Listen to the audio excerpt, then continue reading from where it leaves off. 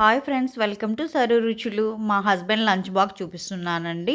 పెసరపప్పు ఎక్కువగా వేసేసి, బియ్యం తక్కువగా వేసేసి ఇలా పొంగల్ చేసేసుకొని, పొంగల్ కాంబినేషన్‌కి చట్నీ చేసేసానండి.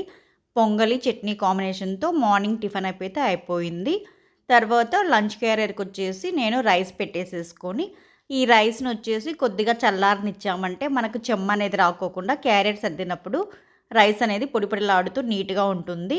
ఈ రైస్ కాంబినేషన్‌కొచ్చేసి పెసరపప్పు చేసుకున్నాను. పెసరపప్పు అనేది జర్నీ చేసినప్పుడు చలవ చేస్తుందనేసి ప్రోబయాటిక్ ఉంటుంది గదా! పెరుగునొచ్చేసి గడ్డ పెరుగుని ఇలా పేరబెట్టేసేసి, 1/2% ఏమో మజ్జిగ చేసేసి, 1/2% ఏమో ఇలా పిల్లలందరికీ, మా హస్బెండ్ గూడా ఇలా బాక్స్‌లో వేసి పెడతానండి. చిన్న బాక్స్‌లో వేసామంటే నీట్‌గా ఉంటుంది పెరుగనేది.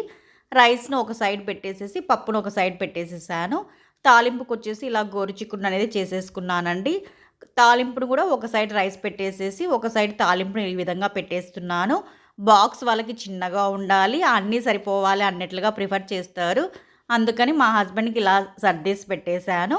ఈ బాక్స్‌తో పాటు నేను ఒక బనానా ఇస్తాను, మజ్జిగ బాటిల్ ఇస్తాను, ప్లస్ వాటర్ బాటిల్ గూడా గోరువెచ్చగా చేసినవి బాటిల్‌లో వేసి ఇస్తానండి. మజ్జిగను కూడా మనం బాటిల్‌లో ఇచ్చామంటే వాళ్ళకి వేడి చేయదనే ఉద్దేశ్యంతో ఇస్తాను.